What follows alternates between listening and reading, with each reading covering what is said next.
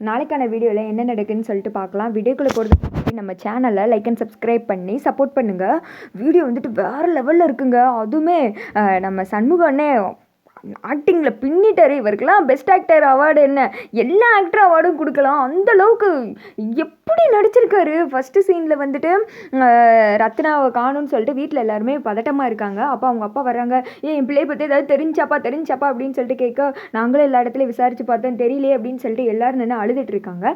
சண்முகம் அவங்க வேமா உடன் கொடுக்க வெட்டிக்கிளிக்கு தான் கால் பண்ணுறாங்க. அவங்களும் ஃபோன் அட்டன் பண்ணி பேசுகிறாங்க. என்னண்ணே ரத்னா வந்துருச்சா அப்படின்னு கேட்க, டே நான் உங்ககிட்ட கேட்க கால் பண்ணடா, விசாரிச்சிங்களா அப்படின்னு சொல்ல, ஆட்டோ ஸ்டார்லேருந்து இந்த ரோடு ஃபுல்லாக கடையிலேருந்து எல்லா இடத்துலையும் விசாரித்து பார்த்துட்டோம், யாருக்குமே தெரியலன்னு சொல்கிறாங்க. டியூட்டியில் இல்லாத ஆட்டோ டிரைவரு, கார் டிரைவரு, இந்த மாதிரி எல்லாத்தையும் விசாரித்து பார்த்துட்டோம்னே, என்ன பண்ணுறேன்னு தெரியலனே அப்படின்னு சொல்ல, அதுக்காக அப்படியே விட்டுறாதீங்க, போய் எல்லா இடத்துலையும் தேடுங்கடா அப்படின்னு சொல்லிட்டு ஃபோனை கட் பண்ணிவிட்டு இங்கே அழுகுறாங்க.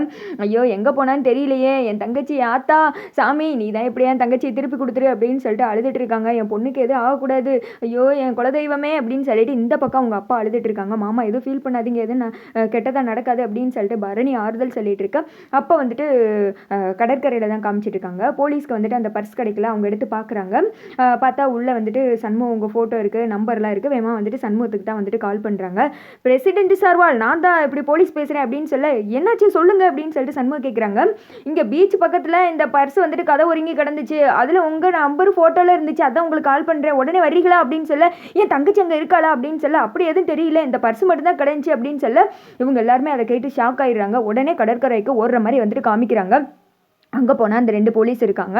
என்னாச்சு, என் தங்கச்சி எங்கே இருக்கா, என் மகன் எங்கே இருக்கா, என் ஐயோ அக்கா அப்படின்னு சொல்லிட்டு ஆளுக்கு ஒவ்வொருத்தங்க கேட்க, இந்த பர்ஸ் மட்டும்தான் இருந்துச்சு, அதை பார்த்து தான் சார்வால் நான் உங்களுக்கு கால் பண்ணேன் அப்படின்னு சொல்லிட்டு பர்ஸை வந்துட்டு கொடுக்குறாங்க. அதை பார்த்தது இவங்க எல்லாம் எங்கே அழுகுறாங்க. இங்கே தான் எங்கேயாவது இருப்பா, போய் தேடுங்க அப்படின்னு சொல்ல ஆளுக்கு ஒவ்வொருத்திக்கும் போய் வந்துட்டு தேடிட்டு இருக்காங்க. ரத்னான்னு தேட இந்த திக்கம் என் தங்கச்சி அப்படின்னு சொல்லிட்டு அங்கே அந்த படகெல்லாம் வச்சுக்கிட்டு ஆட்கள்லாம் இருப்பாங்க இல்லையா, அவங்கக்கிட்ட எல்லாம் போய் வந்துட்டு விசாரிக்கிறாங்க. இந்த ஃபோட்டோவில் இருக்க பொண்ணை பார்த்தீங்களா அப்படின்னு சொல்லிட்டு.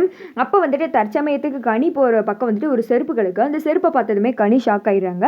பார்த்தா அது ரத்னாவோட செருப்பு தான். ஐயோ அக்கா அப்படின்னு சொல்லிட்டு, மதினி இசகி அக்கா எங்கே இருக்கா வா அப்படின்னு சொல்ல அந்த இடத்துக்கு எல்லாருமே வந்துடுறாங்க. என்ன டீ அக்கா கிடச்சிட்டால அப்படின்னு சொல்ல, இது அக்காவோட செருப்பு தான் டீ அப்படின்னு சொல்ல, அதை பார்த்து அழுதுட்டு இருக்காங்க. அவங்க அப்பாவும் அந்த இடத்துக்கு வந்துடுறாங்க. ஆமாம் இது ரத்னா செருப்பு தான் ஐயோ அப்படின்னு சொல்லிட்டு அவங்க அழுகுறாங்க. அடுத்த சைடு கடற்கரையிலேருந்து ஒதுங்கி கொலுசு வந்து கிடக்கு. அதை வந்துட்டு இசைக்கு பார்த்து எடுக்கிறாங்க. இது ரத்னாக்காவோட கொலுசு ஆச்சு அப்படின்னு சொல்லிட்டு அழுக. அதையும் வந்துட்டு எல்லாரும் பார்த்து பயங்கரமாக ரொம்ப அழுதுட்டு இருக்காங்க.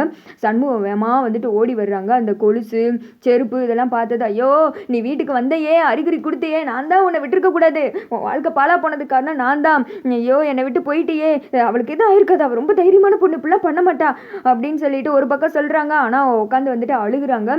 உன் வாழ்க்கை இப்படி போயிடுச்சு, நான் தான் காரணம், நீயே இல்லை, என் தங்கச்சி என் குல தெய்வமே இல்லை, இனி நான் எதுக்கு இந்த உலகத்தில் வாழ்ந்துட்டு ஐயோ அப்படின்னு சொல்லிட்டு அழுதுகிட்டே நானும் சாகுறேன், நான் வந்துட்டு கடலில் விழுந்து சாகுறேன், என்னை விடுங்க அப்படின்னு சொல்லிட்டு கடலில் போய் விழுக போகிறாங்க.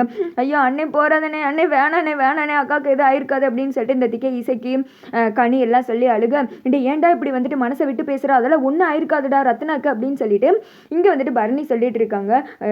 ஆனால் சண்முகம் விடுற மாதிரி இல்லை, அப்படியே ரொம்ப உடஞ்சி உட்காந்து அழுது அப்படியே தண்ணியிலலாம் புரண்டுக்கிட்டு இருக்காங்க. இதை பார்க்கும்போது நம்ம அப்படியே கண்ணே கலங்கிடுது. ஆனால் ஆக்டிங்கில் பின்னிட்டாரு, என்னம்மா நடிக்கிறாரு மனுஷன், அப்படியே இருக்குது பார்க்குறச்சே.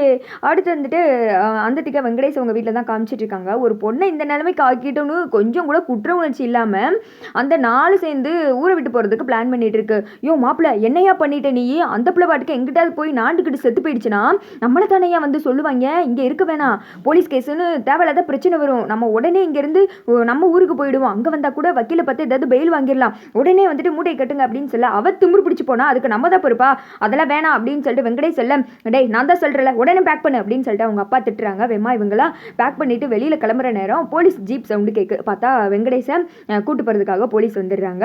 அதாவது குடும்பத்தோட அள்ளிட்டு போறாங்க. வேமா வந்துட்டு எங்க அவ மப்படுத்து போனதுக்கு எதுக்கு எங்களை வந்துட்டு அரெஸ்ட் பண்றீங்க, அவங்க குடும்பமே போய் சொல்றாங்க, நீங்க அவங்க பேச்சு கேட்டு புள்ள பண்ணாதீங்க அப்படின்னு சொல்லிட்டு வெங்கடேஷ் சொல்ல, யாருக்கிட்டடா என்ன பேசிட்டு இருக்க, பிரசிடென்ட் சார்வாலை பத்தி எங்களுக்கு நல்லாவே தெரியும், அவங்க தங்கச்சி மேல ஒரு தூசி பட்டாலே துடிச்சு போயிடுவாங்க.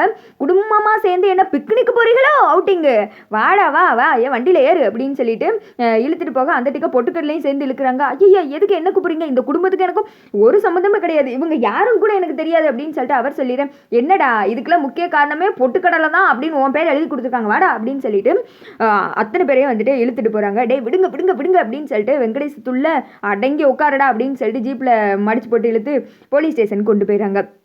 போலீஸ் ஸ்டேஷனில் தான் வந்துட்டு காலடி எடுத்து வச்சிருக்காரு வெங்கடேஷ். பாஞ்சு வந்துட்டு சண்முகம் அடின்னு அடிக்க ஆரம்பிச்சிடுறாங்க. டேய் உன்னை நம்பி தானடா விட்டேன், லவ் பண்ணி தானடா கல்யாணம் முடித்தேன், என் தங்கச்சி இந்த நிலைமைக்கு ஆளாக்கிட்டியே, நம்ப வச்சு கழுத்து எடுத்துட்டியேடா, வீட்டில் வந்து நல்ல மாதிரி நடிச்சியே, என் பிள்ளையை கொல்றதுக்கு தானா அப்படின்னு சொல்லிட்டு சண்முகம் வந்துட்டு அவனை போட்டு அடின்னு அடிக்கிறாங்க. எல்லாரும் சேர்ந்து பிரித்து விட்றாங்க. டேய் பொம்பளைனா பொம்பளை மாதிரி வளர்க்கணும், உன் தங்கச்சி திமிர் பிடிச்சி அலைஞ்சானா அதுக்கு நான் தான் பொறுப்பா, ஒரு நாளாவது வீட்டில் பொண்டாட்டியை நடந்திருக்காளா, நான் சொல்லு பேச்சை கேட்காம ஆடுனா அவள் எங்கே போய் மண்டே பட்டனா அதுக்கு நான் தப்புப்பா, என்ன ரொம்ப ஓவரத்தை பண்ணிட்டு இருக்கீங்க, உங்களுக்கு மட்டும்தான் ஆள் இருக்குன்னு பார்க்காதீங்க, எங்களுக்கு ஆள் இருக்கு, எங்க பக்கமா ஆள் வருவாங்க அப்படின்னு சொல்ல, இன்னும் நீ இவ்வளோ எகத்தாளமா பேசிக்கிட்டு இருக்கா, உங்க எல்லாரோட சாவு என் கையில தான்டா இன்னைக்கு, டேய் பொட்டுக்கடலை நீலாம் முக்கிய குறிடா அப்படின்னு சொல்லிட்டு அவங்க அப்பா ஒருத்தரை போட்டு அடிக்க, சண்முக வெங்கடேஷை போட்டு கீழே போட்டு மேலே ஏறி உட்காந்து சங்க பிடிச்சி நெரிச்சுக்கிட்டு இருக்காரு. அவனு சொல்லிட்டு மல்லு கட்டிட்டு இருக்க வேமா போலீஸ்லாம் பிடிச்சி வந்துட்டு இழுக்கிறாங்க. அப்போ வந்துட்டு பொட்டுக்கடலை சொல்றாங்க, ஐயோ என்ன விட்டுருங்க, எனக்கு இதுக்கு எந்த சம்மந்தம் கிடையாது, இந்த பிரச்சனைலாம் நடக்கிறப்ப நான் வீட்டிலே இல்லை அப்படின்னு சொல்லிட்டு அவர் சொல்ல, இதெல்லாம் பார்த்துட்டு இருந்த இசைக்கு சொல்கிறாங்க, அண்ணே அவனை விடாதனே, இதுக்கு எல்லாம் காரணம் இந்த கிறுக்கு பைய தானே, இவன் தானே மூட்டி விட்டு நம்ம அக்காவை வந்துட்டு இப்படி பாலாக்கிட்டான், அவனை விட்டுறாதனே அப்படின்னு சொல்ல, முதல்ல ஒன்றை கொல்றண்டா அப்படின்னு சொல்லிட்டு சண்முகத்தோட அப்பா இருக்கார் இல்லையா வைகுண்டா, அவர் போய் பொட்டுக்கடலை போட்டு பலார்னு அடிக்கிறாங்க. இங்கிட்ட வந்துட்டு பரணி சொல்கிறாங்க, ஏன் வெங்கடேஷ் இப்படி பண்ணீங்க, நல்லவங்க மாதிரி நடிச்சிங்களே, ரத்னாவை இந்த நிலைமைக்கு ஆளாக்கிட்டீங்களே, அவள் உங்களை லவ் பண்ணுறது தவிர வேற ஏதாவது தப்பு பண்ணாலாம், அவளோட இந்த நிலைமை காரணம் நீங்கள் தான் காரணம், அவளை இப்படி வந்துட்டு சாகடிச்சிங்கன்னா உங்களால் தான் உங்கள் குடும்பத்தால் தான், ஏன் வெங்கடேஷ் இப்படி பண்ணீங்க அப்படின்னு சொல்லிட்டு ரொம்ப பரணி எங்கே அழுகுறாங்க. இங்கிட்டு வந்துட்டு சண்முகம் மறுபடியும் போய் சண்டை போடுறாங்க. டே என் தங்கச்சியை கொண்டுட்டிங்களேடா, உங்களை எல்லாரும் நான் விட மாட்டேன்டா, உங்கள் சாவு ஏன் கையில் தான்டா, ஏன்டா இப்படி பண்ணுறீங்க, அவள் வாழ்கிறதுக்குன்னு தானடா ஆசைப்பட்டா, அவளை இப்படி கொண்டுட்டிங்களேடா, ஒரு வேலைக்கு ஆசைப்பட்டு என் தங்கச்சி என்கிட்ட இருந்து பறிச்சிட்டிங்களே அப்படின்னு சொல்லிட்டு அழுகுறாங்க. இந்த அக்கிஷ்டத்துக்கு உள்ளே போடுங்க, அந்த அம்மாவை தூக்கி வெளியில் உட்கார வைங்க அப்படின்னு சொல்லிட்டு எல்லாரும் உள்ளே போட்டு பூட்டிடுறாங்க. இங்கிட்டு வெளியில் உட்காந்து சண்முகம் கதறி நெஞ்சில் அடிச்சு அழுகுறாங்க. அதை பார்க்கும்போதே ரொம்ப வந்துட்டு கஷ்டமாக ஆயிடுச்சு. அடுத்த சைடு ரத்னாவத்தை காமிச்சிட்டு இருக்காங்க. அவங்க உடல் வந்துட்டு ஒருத்திக்கா வந்துட்டு கரை ஒதுங்குது.